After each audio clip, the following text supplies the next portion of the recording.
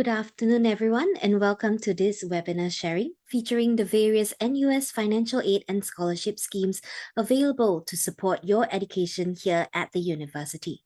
I'm Grace, and I'll be your MC for this afternoon. Thank you for taking time to join us. The sharing you will hear this afternoon will be presented by the Dean of Admissions, Professor Goh Se Song. After the presentation, there will be a Q&A segment with Prof. Goh, an Associate Director and Assistant Senior Manager of the Office of Admissions, Ms. Autumn Ong and Ms. Lim Jie Wen, as well as two NUS students. If you have any questions, we greatly appreciate if you could please write them down in the Q&A tab below, and we will answer them towards the end of this webinar. Thank you for your patience. Professor Goh Se Song is the Dean of Admissions at the National University of Singapore, NUS. A mathematician by training, he received his honours bachelor's degree from the University of Oxford in 1988, and his Masters of Science and PhD degrees from the University of Michigan, Ann Arbor in 1990 and 1992, respectively. He joined NUS's Department of Mathematics in 1994. He is highly passionate about education and has received numerous teaching awards, including the University Outstanding Educator Award in 2009. His research interest focuses on the theory and applications of wavelets, approximation theory, and harmonic analysis, and he also participates in interdisciplinary research involving the practical use of mathematics. So without further ado, let us begin today's session. Prof. Goh, please. Thank you, Grace, for the nice introduction, and a very good afternoon to all of you. I believe that some of you has been with us for the first day of today's NUS e-open house, and thank you very much for staying all the way until the one of the last few sessions for today. And for this session, I'm going to talk about financial aid and scholarship. So let me get my slides up first, and then we'll get started. Okay, so I think you have attended some of the earlier talks that you have already have a sense about what are the offerings of the National University of Singapore. And let me put everything in context so that we can think about the prospect about funding your education, about the needs of scholarship or financial aid.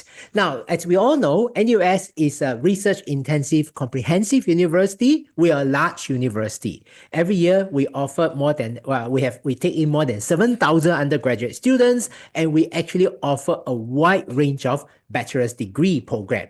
At the same time, there is vibrant student life. Student life could be club students in the clubs and societies and interest group. It could be students who are staying on campus.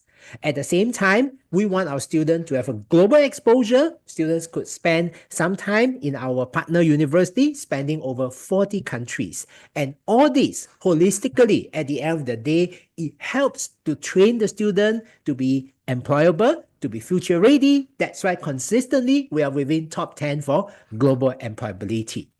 Now, we offer a wide range of undergraduate degree programs. I think I've already gone through some of these in the earlier talks. And from what we can see here, from the suite that we offer, in terms of academic degree programs, essentially, we cover a wide range from humanities and sciences, design engineering, business, computing, or professional schools. Now, with this wide range of degree programs, definitely there is a lot of learning opportunities. And in order to pursue all these degree programs, now, to say the least, tuition fees is something that will take care of it, but there are other enhancements of the NUS experience. NUS experience is more than just taking classes, taking the courses that we offer. At the same time, there are various enhancements which will make NUS graduate future-ready graduates. So what kind of enhancement do you have here? One type of enhancement is about on-campus accommodation. When you stay on campus, it doesn't mean that it is just a roof above you. In fact, this is something that there's a lot of learning opportunities there as well. Like, for example, if you stay in the halls of residence, you get to live together with friends from different faculties, and all of you will come together with a common goal, work together in certain interest group, certain sports, or certain hall activities. And that's where you develop your potential, develop your leadership skills. At the same time, or you could study in a residential college, and you have the kind of learning opportunities that you have in the house of residence. At the same time, you take some courses there that can be counted towards your degree program. There are other things like, houses that emphasizes pure mentorship, co-correlation, and things like that. Now, nevertheless, some students would say that if I stay on campus, there is a cost in terms of renter, especially for the local students that you could have stayed in Singapore at home and commute to the campus. But nevertheless, that there is an angle of learning there. Now, other angles of learning could be our study abroad program that the students could go to one of our 300 partner universities spanning over 40 countries for a student exchange program.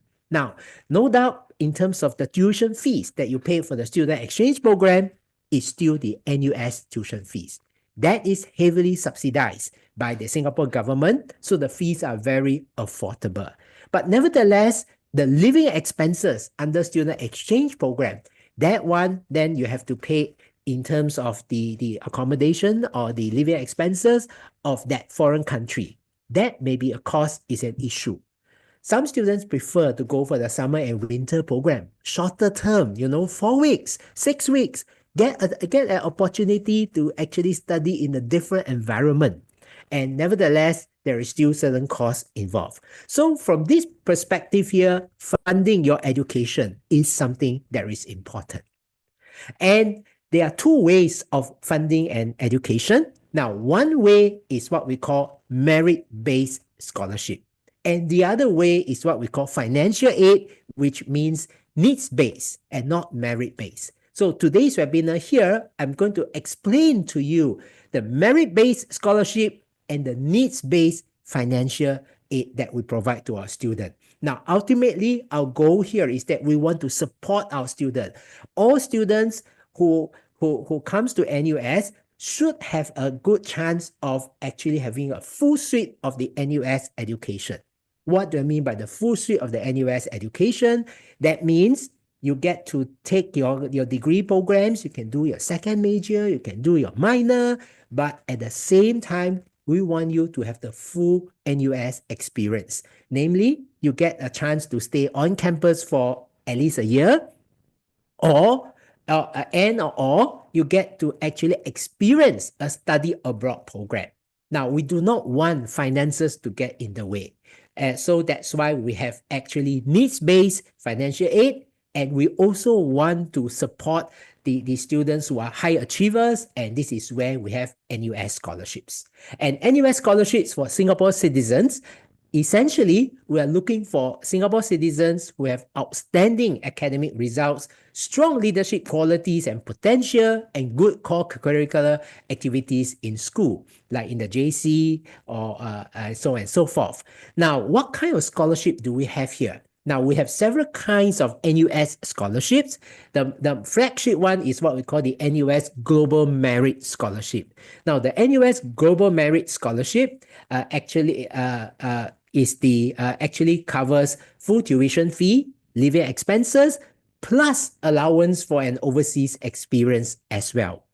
Then we have the NUS Merit Scholarship. It covers fees, it covers living expenses, and although it doesn't cover the overseas experience, but it actually gives priority to students to have a chance to go for an overseas experience.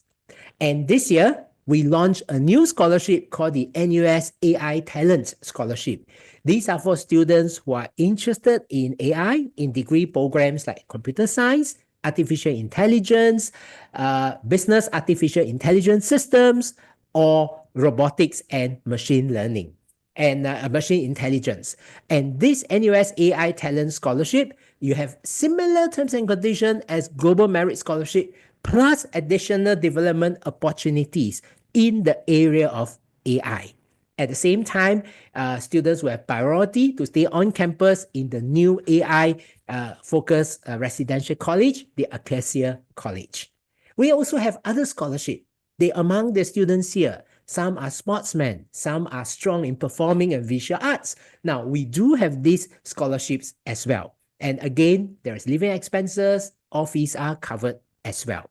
And all in all our scholarships to Singapore citizens are bond-free. So these are the kind of NUS scholarships that we offer.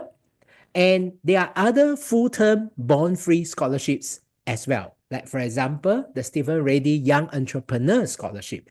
Now, these are for Singapore citizens who are aspiring to be entrepreneur.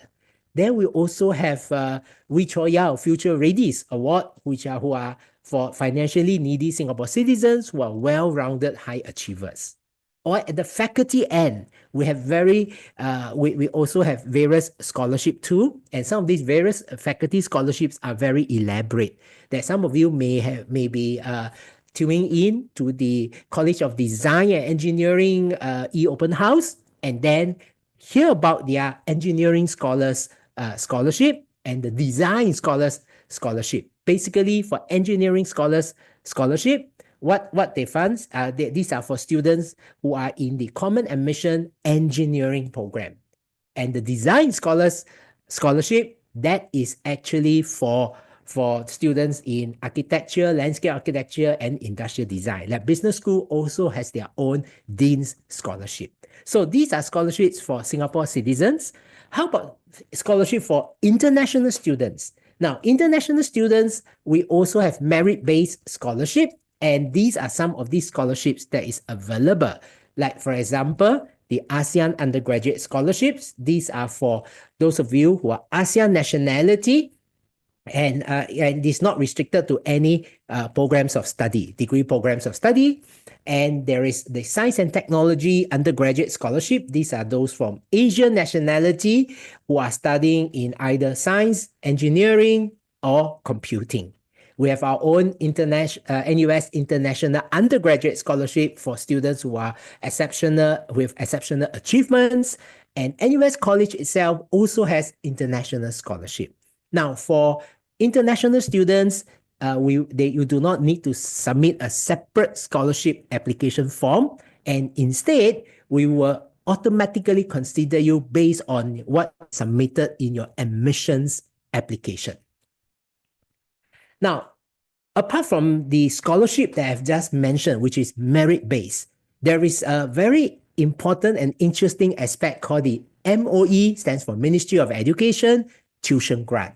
For all the Singapore citizens in the audience, this is automatically given to you if you are studying in a local university for the first time.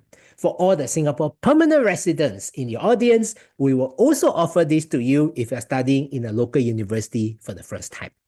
For the international students in the audience, the MOE tuition grant is offered competitively for you based on the merit of your applications. And this is, to a certain extent, is like a partial kind of scholarship. For Singapore citizens, this is automatically given to you. There are no strings attached. After you finish your study, you can pursue whichever career that you look out for. For Singapore permanent resident and international students who receive the MOE tuition grant, now what you have to do is that you have to work in a Singapore registered company in Singapore for 3 years after graduation. Now we do not specify which company you should work in. As long as it's a Singapore registered company in Singapore, you will be allowed to do this, and that would be the so-called commitment period that you need after your graduation.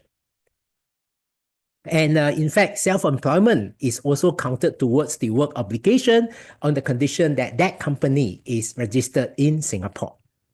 Now, what is the effect of having the MOE tuition grants? Now, this is the latest tuition fee for AY 2025. It has just came out. And let's say a student is interested in computing. Singapore citizen, because you are automatically given the tuition grant, so the annual school fees is $8,250. And then for international students, let's say if you do not have the MOE tuition grant, then the fees is about 39,000 Singapore dollars a year. However, if you are international students and you take up the MOE tuition grant, the fees that you're going to pay is actually reduced by about 50%. If you're ASEAN nationality, you pay about 18,000 Singapore dollars.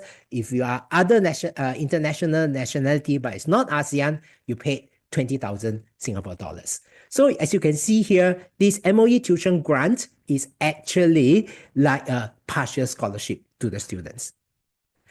Now, these are what I've just covered are actually the merit-based financial aid scheme or the scholarship scheme.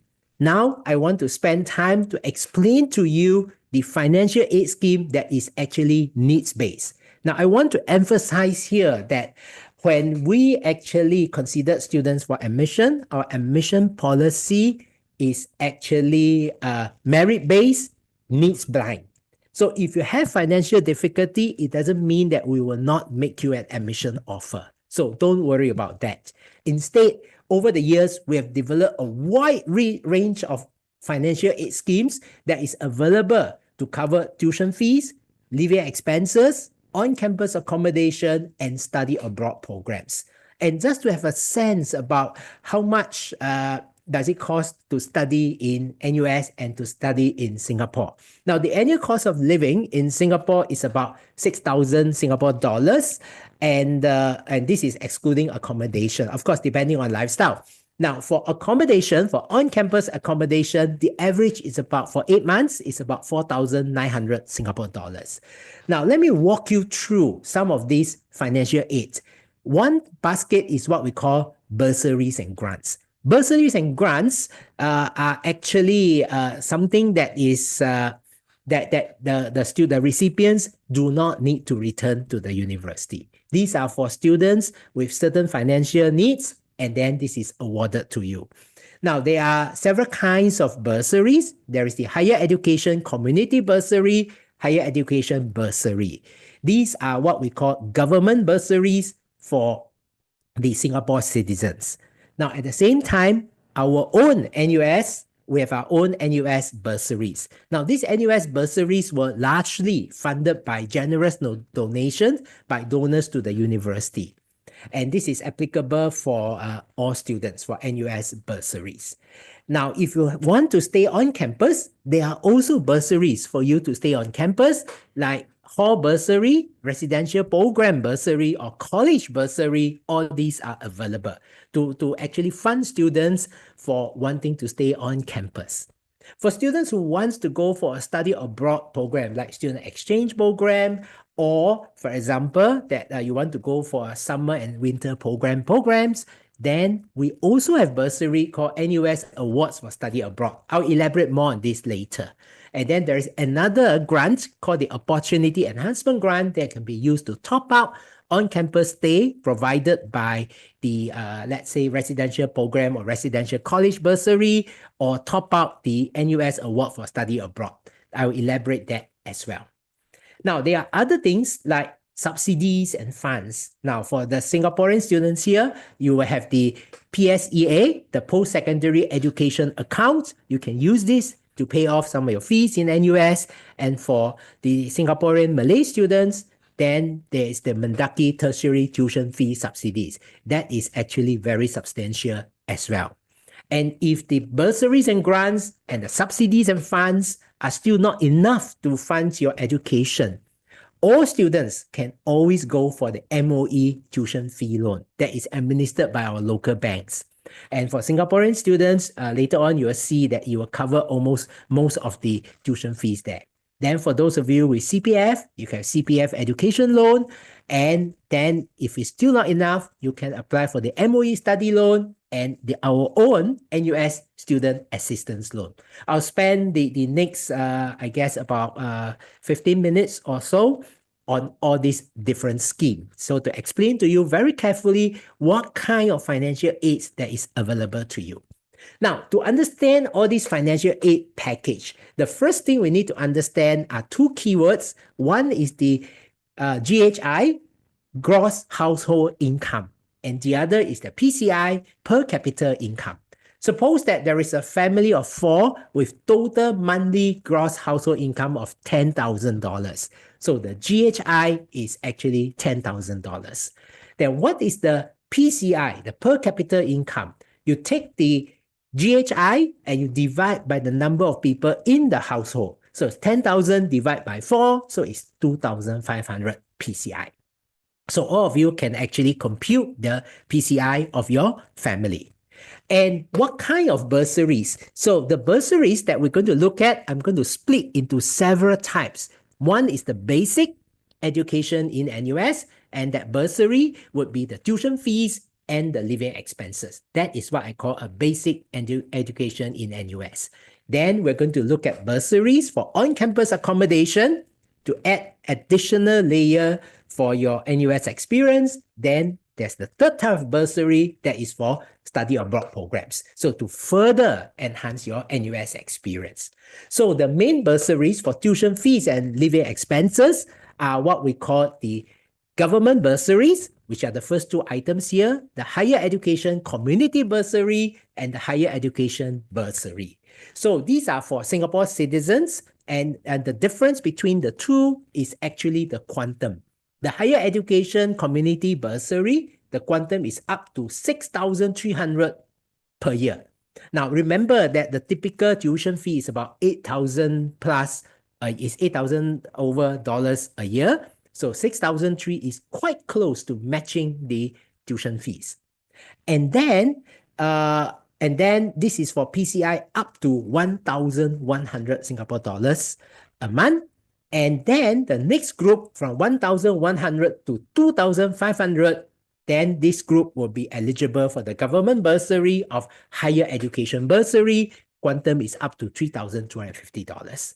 So essentially, the government bursary will offset quite a bit of the tuition fees, not everything, but there is, of course, still a shortfall of living expenses. So how do we take care of that? And to take care of this, we have our own NUS bursary. It could be NUS donated bursary or faculty bursary. Now, the quantum is at least $1,500, and very often it could be a lot more depending on the assessed financial need and the nationality of the applicants. I will elaborate more about how the NUS bursary can top up everything for you in terms of tuition fees and living expenses.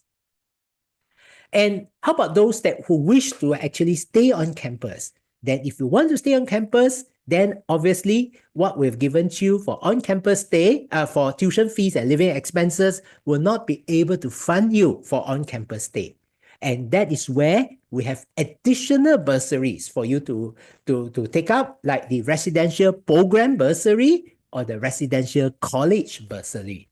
Now, residential program bursary, the quantum is between 5,550 to 4,250 per year. And again, depending on the assessed financial need of the applicant. And usually these are for students who stay in the halls of residence. The residential college bursary, these are for students who stay in one of our residential colleges. And the residential colleges, because the cost is more expensive, so the bursary quantum also is a bit higher. So it's up to 5,000 per year. Each of the halls, each of the residential colleges, because they have alumni. And the alumni, after they had a great experience staying there, they donated money to they make generous donations to the halls and residential college. And that's where the respective halls and colleges, they have their own bursaries as well. So that is for on-campus stay. How about study abroad? Now, study abroad, I would say that we will look at study abroad from two types. One is the one whole semester student exchange program.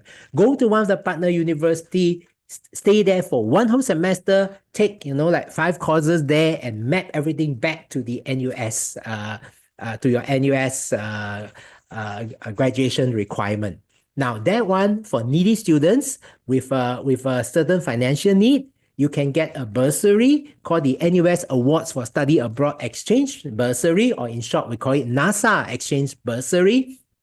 And the quantum is $2,500 to $5,000. And this will offset quite a bit of your study abroad program's costs. Then for shorter programs like summer program, winter program, research attachment program, now because the duration is shorter, then the funding would be less correspondingly. And again, the range is from $400 to $3,000. And this is what we call the NASA Enhancement Bursary. Again, it covers quite a bit of the cost, but may not be everything.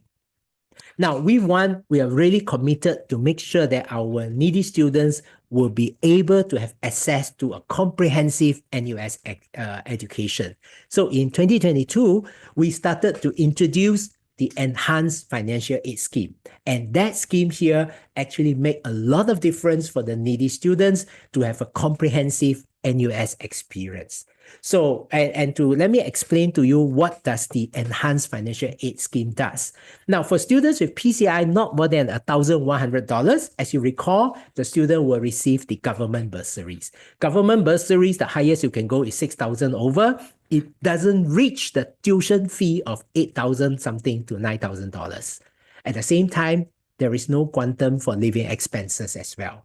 So what happens here is that under the Enhanced Financial Aid Scheme of NUS, we actually use NUS bursary to top up the government bursary to provide full coverage of the tuition fees. So in short, the students do not have to pay any fees if your PCI is not more than $1,100. Now, the question here is that what happens if some programs cost a little bit more, like architecture costs more than humanities and sciences? It doesn't matter. While the government bursary for architecture and humanities sciences are the same, the NUS bursary will still top up to make it up to full coverage of tuition fees. For students with PCI not more than $750, not only we provide the full coverage of tuition fees, NUS bursary will in addition provides a $4,000 per year for living expenses, so that students will no longer need to worry about the tuition fees or living expenses, so they can focus on benefiting from the full fledged of the NUS education.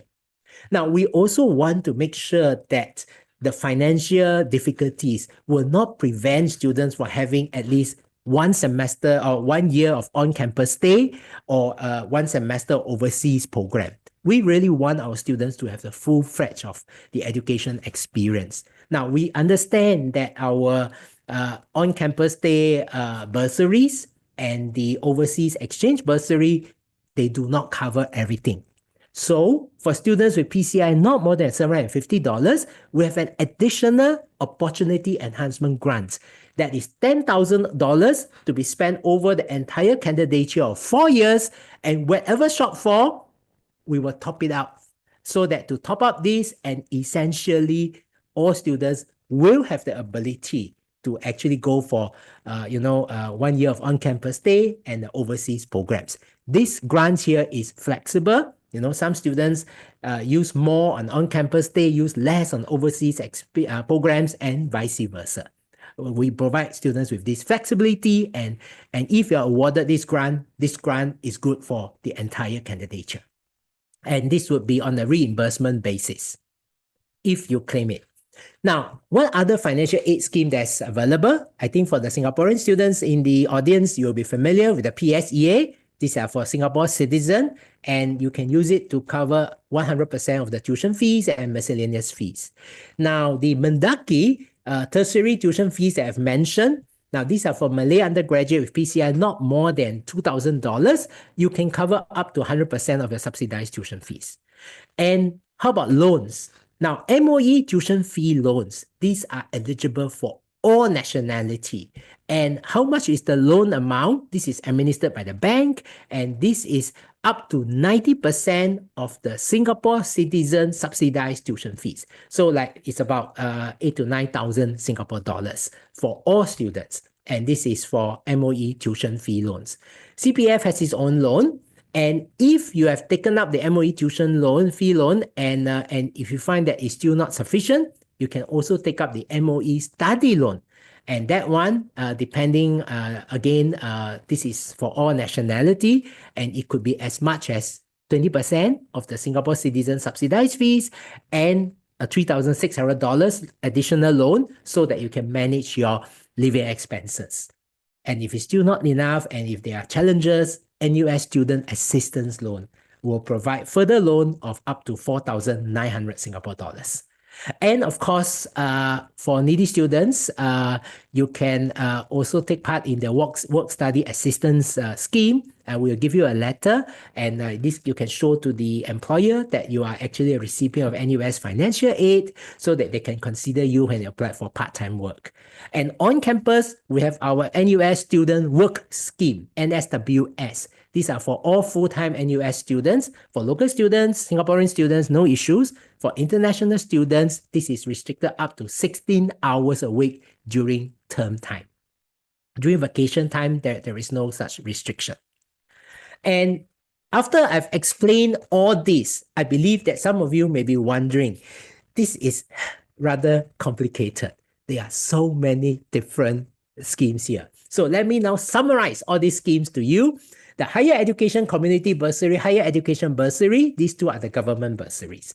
We have the NUS bursaries that will actually do various top-up to the government bursaries. We have the Opportunity Enhancement Grants that is under our Enhanced Financial Aid Scheme. If you stay on campus, the Residential Program Bursary, Residential College Bursary, and there are two loans here that is administered by NUS, the MOE Study Loan and the NUS Student Assistance Loan. Now, you do not have to apply to 8 different bursaries or loans at one go. Instead, you only make one online application to our financial aid portal, and we will consider you for all these various kind of bursaries. Now, bursaries, because your financial situation may change from year to year, so bursaries requires reapplication every year. But loans, you can actually apply it for the entire program duration, no problem. And financial aid applications, now we do understand that sometimes you may feel that you don't qualify for financial aid at the beginning of the semester, but your financial situation may change, and we do not want to deny students of this. So we accept financial aid applications throughout the year. Although we do advise you to apply early for various practical reasons that my colleagues will explain later on. Now, and then how about after you have applied for financial aid and then you got certain package, but the financial situation of the family has changed? Not to worry, just come back to our office and ask for a reassessment. I will be happy to do this for you. And how about other financial aid schemes like the Hall Bursary, Residential College Grant, Study Abroad Program, Overseas College, NUS Overseas College Awards? All this is handled by other NUS units, and the information about when to apply and how to apply is actually available from the Office of Admissions website. And you can apply to all these at appropriate juncture of your study. At the point of admission, what you need is actually the previous slide. And these are actually for subsequent years. How about the externally administered financial aid scheme? Now, I've mentioned a few: the MOE tuition fee loan, the CPF education loan, the PSEA account, the Mendaki fee subsidies. Now, these are actually tenderable for the entire program duration. So it's good that you settle these before you enroll into the university. Now, please apply to the various external organizations that manage it. MOE tuition fee loan, this is managed by 2 banks in Singapore, DBS, Development Bank of Singapore, and OCBC Bank in Singapore. CPF education loan scheme is administered by CPF, and then the PSEA is administered by MOE through our Office of Financial Aid, and the Mendaki subsidies is actually managed by Mendaki directly. And this may sound a little bit confusing. To make things easy for you, and you may want to see what kind of loans and packages that you may have. On our website, we have a financial aid calculator, and the link is there. Go to the calculator and key in your information, and then they will make an estimate about the loans and the financial aid package that you will get. So that one, you can do it for a rough one, and then after that, you can make a submission, and then we'll assess you carefully accordingly. So in short, the financial aid application, we make it easy for the student. One financial aid application from mid-January to the end of academic year, we accept anytime throughout the year, but you are advised to apply early. Now, and you can be offered up to actually 8 loans, bursaries, and grants The supporting documents is simple. It's an online submission, and the external agencies one, you apply directly. And then, and also for all these loans as well. And essentially, if you put everything together, the schemes can cover up to 100% of your study expenses in NUS. So in summary, how do you apply for the NUS scholarship and financial aid? For scholarship, there is for the NUS scholarship for Singapore citizen, there is an online NUS undergraduate scholarship application portal. It's already open. You can apply all the way until 19th of March, which is the closure of the A-level students' applications as well. Submit the supporting documents as required at the application portal, and a referee is required. So do remind your referee to submit his or her recommendation through the referee portal. Then for financial aid, it's a separate portal, NUS Undergraduate Financial Aid Application Portal. This is open anytime and throughout the year, and do submit the supporting documents through the application portal. And the timeline, as I've already mentioned, we are already somewhere here. The admission portal, financial aid portal, scholarship portal, they are all open. You need to apply for admission first before you can apply for scholarship and financial aid, because you need the admission application number to apply for financial aid and scholarship. And the admission and scholarship portal will close on the 19th of March. And then from late March onwards, there will be scholarship interview if you're shortlisted, and then outcomes will be released by the end of May.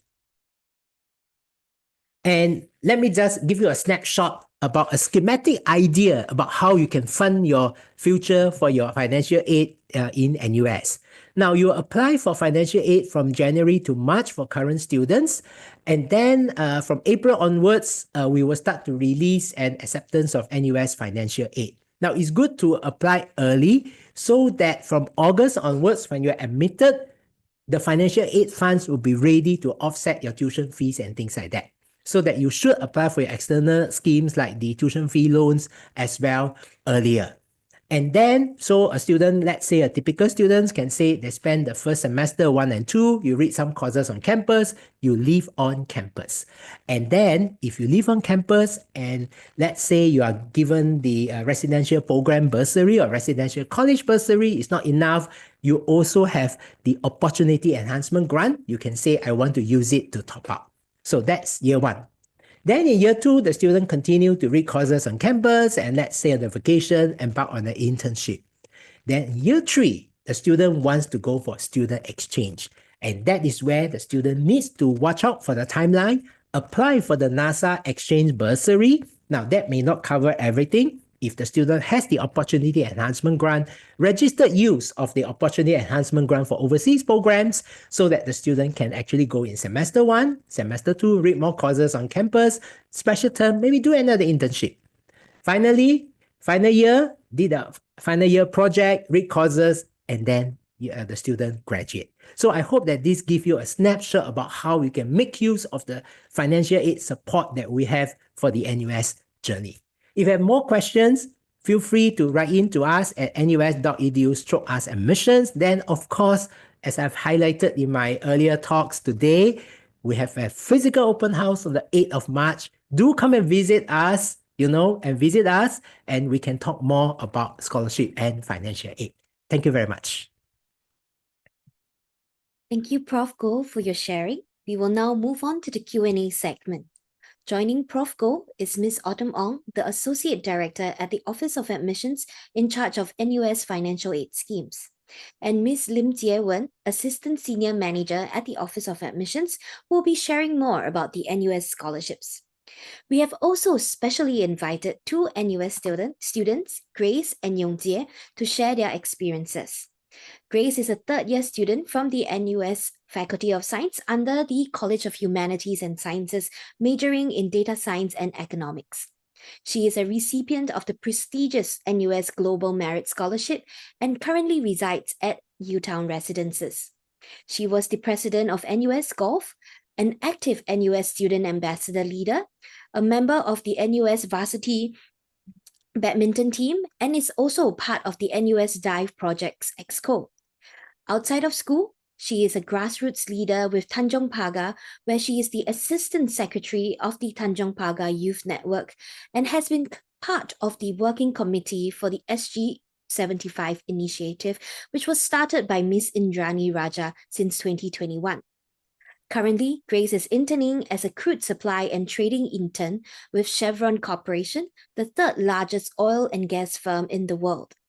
In the previous semester, she embarked on the student exchange program at Tsinghua University in Beijing and even managed to travel solo to Kazakhstan, Kyrgyzstan, and Uzbekistan during her trip.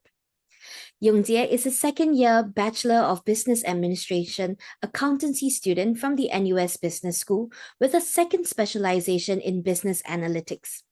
He is a recipient of the NUS Merit Scholarship and a youth associate of the Institute of Singapore Chartered Accountants. Beyond academics, he actively participates in student outreach and community service. In his role as a NUS student ambassador, Yongjie represented NUS in official university publications and at open house events. Passionate about supporting vulnerable children, he volunteers with CSE Yishun Reading Odyssey, a literacy intervention program where he supports children's learning journeys. He also served as finance head for Project Kindle Plus, a mentorship program for children in the foster system. With a strong interest in global learning, Yongjie completed a 2-month summer exchange program at the London School of Economics. There, he studied machine learning and finance while building networks with peers from around the world. Yongjie has gained professional experience through roles at SAP, the Auditor General's Office, SCDF, Allen and Gladhill, and the 11th Asian Monetary Policy Forum. These experiences have honed his expertise in business analytics, accounting, auditing, and leadership. This summer vacation, Yongjie will undertake a 3-month internship with PricewaterhouseCoopers General Assurance Practice and is eager to embark on a 9th-month NUS work-study internship with the same firm in the following year. So I'll now hand the time over to Prof. Goh, who will be moderating the Q&A segment. Prof. Goh, please. Thank you. Thank you. Yeah, I really appreciate my colleagues, Miss Autumn Ong and Miss Lim Jie Wen, joining me here, and also the two students, Grace and Yong Jie. Now, maybe I'll let all of them to say hello to you first. Autumn, Jie Wen, followed by Grace and Yong Jie. Yes. Hi everyone, good afternoon. I'm Autumn and I'm in charge of financial aid at the Office of Admissions. I'm happy to be with you, with all of you today, and I'll be answering some of the questions that you may have relating to financial aid. Hi everyone, I'm Jie Wen. I manages the NUS scholarship selection at the office and excited to be here with you today to provide some insights into the scholarships available at NUS. Feel free to ask any questions. I'm Grace, and happy to answer any questions you have about my NUS experiences. Hi, I'm Yong Jie. I'm a student at NUS Business School, and today I'm excited to share my experiences at NUS and answer any questions you may have. Okay, and I know that all of you, the audience here, are actively asking many, many questions. So, and of course, in the interest of time, we may not be able to answer everything live, but the team, we have a big team behind the scene. They're working hard to answer your question. So feel free to write down your questions. Now, I think one of the things that the prospective students were actually always wondering is that what kind of attributes do we look out for among our NUS scholars? Now, I would say that our two students here, Grace and Yongjie, really exemplify what we are looking for NUS scholars. We're looking for all-rounder, strong academically, and also with a heart to impact society. I think this is something that we do here. And maybe I think some of you were always wondering about, how is it like to stay on campus? How do you actually balance an active student life, and what kind of interesting student life we have? And I think Grace here has actually stayed on campus quite a bit of time and also had various interesting activities on campus. I don't know how she managed her time, but I'll let Grace share this with you. Over to you, Grace. Okay, so I will try to answer Prof questions in like a few different parts. The first one is about what kind of qualities does NUS look out for in students. So actually during my scholarship interview, that was like my very first impression of scholarship. And then after that, I realized that I think someone asked what kind of questions do interviewers ask during the interview. And I think usually interviewers, like from what I feel, they're looking for very agile students, someone who is like very quick on their feet, problem solvers. And you have to be very passionate in like whatever you're interested to pursue. It doesn't necessarily have to be like academic based. It could be like, for example, if you're very interested in entrepreneurship and what kind of things you have done in the past to exemplify that. Or let's say you're very interested in volunteering, what kind of initiatives have you participated in? So I think it's very important to like show the interviewers who you are and like what kind of value you bring to your community and people around you. And also just be true to yourself. Like you don't want to put up a front to the interviewers, and then when sometimes they probe you more and then you get stuck on these kind of questions. And then the second part about on-campus living and my student activities. So I think it's very helpful when it comes to managing my time that I'm staying on campus. So I think this is one of the plus of NUS where like there are so many student accommodations that you can choose from depending on like what kind of hobbies you have or like the things that you want to do in school. So for me, I think I rarely participate in like hall or accommodation based activities. So I chose to stay in the student residences. So in my very first year, I stayed at Prince George's Park Residences, and then second and third year I stayed at Utah Residences. So in these two accommodations, I didn't really have to participate in like hall activities per se to secure my place. And also the bonus of having a scholarship with NUS is that if you're on the NUS Global Merit or NUS Merit Scholarship, you get guaranteed accommodation for the first 2 years. So I think that is like a plus if you want to experience on campus stay. So it really helps that if like, for example, I have class at 9 a.m. in the morning and I'm staying like 5 minutes away from my classroom, I just wake up like 30 minutes before class. So I think that's very helpful. So if you want to experience that, I think, yeah, you should go and definitely read up more on like the different accommodation available in NUS. Thank you. Thank you, Grace, for such an elaborate and helpful answer. Now, then, of course, I think I caught in Grace's answer that there was a term that she used, agile candidates. Now, NUS Business School, they always say that they're looking for agile students. And Yong is a NUS Business School student, and he has really mapped out his study plan about accountancy with second specialization in business analytics, and also done multiple internships to prepare himself professionally. So maybe I'll let Yong share more about all these things about taking ownership of his learning, of his own development. Yeah, so one of the key reasons I chose NUS Business School is because of the agile and flexible curriculum, which empowers us students to take ownership of our learning and tailor it to our career aspirations.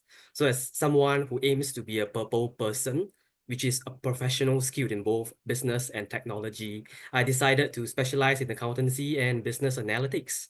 So the increasing automation of accounting processes has sparked my interest in this field through my internship at SAP, where my team and I work on automating the receivables matching process using machine learning. I also interned at the AGO, where I applied RPA and machine learning to augment the audit processes. So while automation transforms accounting by handling routine tasks, it also allows us accountants to focus on value-added roles. With a strong foundation in accounting knowledge and technical expertise, I believe that I'll be equipped to manage automated system, develop business acumen, and contribute strategically as a finance business partner, driving profitability and business decision.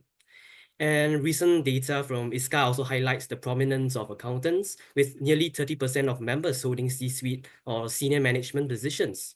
This shows the vital role of accounting and how the accounting expertise plays in business leadership. So ultimately, the combination of accountancy and business analytics will not only prepare me for the future of accounting and finance, but also empowers me to be at the forefront of like driving innovation and strategic business decision making. Thank you. I'm so glad to see our students are make full use of this opportunity at NUS. And I saw some questions that came in about asking about applying for scholarship. You know, we have so many different types of scholarship, and then there was some concern that the which one to put down, and also will the student be offered more than one scholarship, applied for a few, or whether does it jeopardize it? So maybe I'll let Jie Wen explain to you about how you should go about applying for the NUS scholarship on the application form. Over to you, Jie Wen. Yeah, so you can apply for NUS scholarships after you have submitted an application for admissions through the applicant portal. And within the same portal, you can also apply for scholarship. So the application deadline is by 19 March. Then you will need to submit, your referee will need to submit a recommendation via the referee portal by 26 March. So in the application form, you can select multiple scholarships to be considered for. As mentioned in Prof's briefing just now, you can select NUS Global Merit Scholarship, NUS AI Talent Scholarship, and even the donated scholarships such as the Vichoya Future Leader Awards. So you can multi-select, you can select all if you want, but the form will have questions based on what you have selected. And in the event that you are offered multiple scholarships, you can also choose which one to select ultimately when we offer you. Okay, very good. Yeah, I think this helped to clarify some of the questions that I saw coming in. And then, of course, when it comes to application, financial aid, has even more scheme, more complicated. So exactly which one they should apply for? And that one, I think, is very complicated. And also, must you take up all the scheme, and just now I hinted that you should apply early. And I let Autumn explain all this to you. Over to you, Autumn. Okay. So to answer Prof's questions, right? If you are in need of financial assistance and you're not sure which financial aid schemes actually suit you the best, so you need not worry. As what Prof said just now, you just need to submit one application for financial aid, and then you'll be considered for the various loans, bursaries, grants, and the work study assistance scheme. And we will consider you and offer you the schemes that you are actually eligible for as a package. So thereafter, you can choose to accept the schemes that you think are relevant to your situation. And if you have rejected some schemes at the point of acceptance, but subsequently you require those schemes, not to worry, you can always contact our office, the Office of Financial Aid within the Office of Admissions, to take them up, okay, as long as it is within the academic year that you apply for financial aid. So when is the best time to apply for financial aid? So definitely we will want our students to apply for financial aid as soon as you have applied for admissions, and by the admissions application deadline or latest by 1st April. So you can receive the outcome early and in time for the payment of tuition fees and the other fees. But however, not to worry, like what Prof shared just now, late applications will still be accepted if you are in need of financial assistance subsequently at a later juncture of the financial aid, of the academic year. Okay, I think this is very assuring. Now, don't worry, even if we offer you a scheme and you decide not to take it, we are not going to hold against you. We are here to help. I think that is the assuring message that we want to give everybody. Now, in the interest of time, I will just ask Grace and Yong one additional question. Now, one aspect about the scholarship benefit is that, we give you priority for student exchange. And for the Global Merit Scholarship, we even give you funding to go for the student exchange. And Grace actually went to Tsinghua University in Beijing for the student exchange. And maybe, Grace, would you like to share with us what are the learning points from the exchange at Tsinghua University?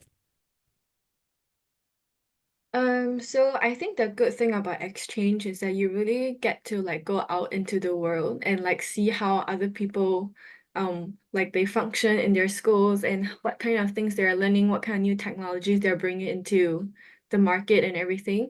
So like I have friends who have been to like Norway or like Belgium. So it's really up to you like where you want to go. And for me, I chose to go to China because first of all, I think China is very interesting, especially now, like recently DeepSeek just came out, and because I study data science, so like China is really at one of the forefronts of like data and machine learning, etc. So this is why I picked Tsinghua. And I really enjoy like class over there, but like the downside is that you really have to know Chinese very well. like in my classes, when I first went to class, people were like talking about like machine learning, and they were like, oh, 强化式学习, 生成式学习, and I was like frantically trying to Google Translate everything because I didn't know what they were talking about. So I think this one was really like a learning point for me, in the sense that I really learned to adapt to like their learning styles and everything. And also like over there they participate in like very different student activities, and I realized that in China people are like very active in school. Like after school people are very used to like just going to the track to have a run, or going to the tennis courts to play tennis. And I think this is something that we can incorporate in our daily lives as well. So I think this one is like a general healthy living message that I kind of brought across to like currently, like my living habits have kind of changed throughout my exchange, also for the better.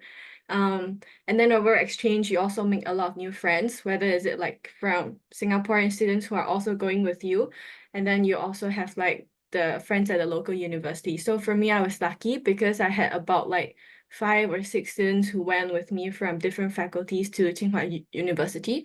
And then over there, you get to like travel together and explore China with your friends. And I think this is like a bonus of exchange, because when you're under the scholarship and you don't spend like all the money that the school gives you, then you can like spend it trying to explore like the different cultures and everything. So I think, yeah, it really helps you like broaden your worldview when it comes to going to exchange.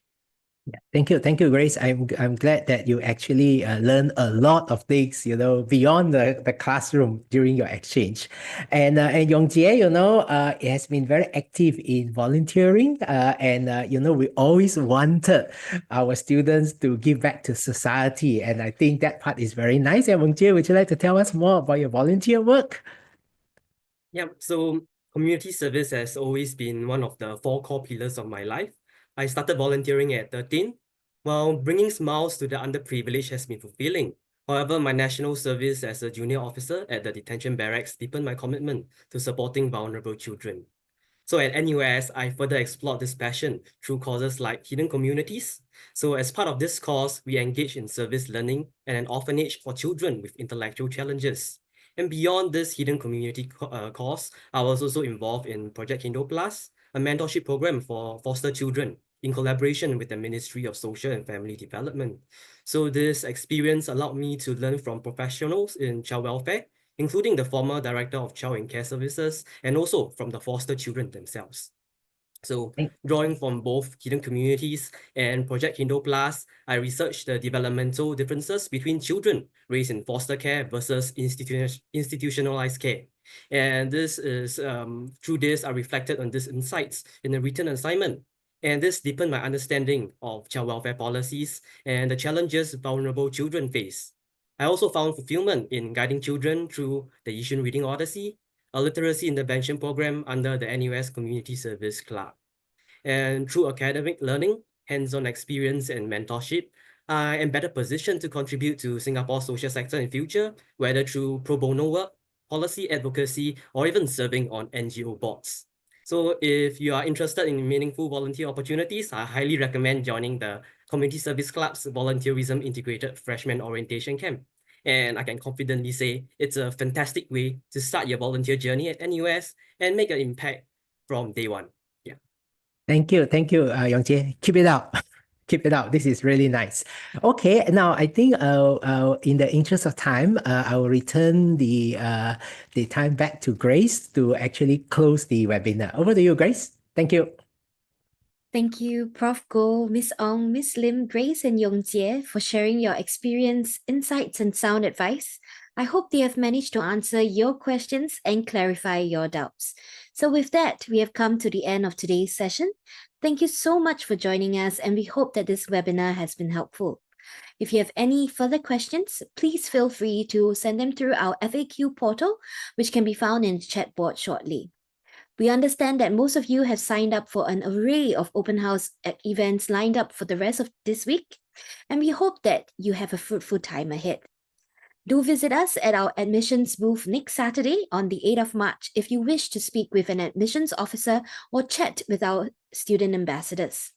A wide range of talks and activities await too. Find out more information via the links and QR codes provided. We look forward to welcome you at our campus. Grace and Yongjie will also be there helping out during the event, so come down and catch them in action at our booth. We also greatly appreciate if you could take a few minutes to fill up a feedback form. You may scan the QR code or access the link that we have shared in the chat board. Your feedback is important to us, so please let us know how we can improve. Thank you once again. My colleagues and I look forward to receiving your application and warmly welcoming you to NUS. Have a great evening ahead.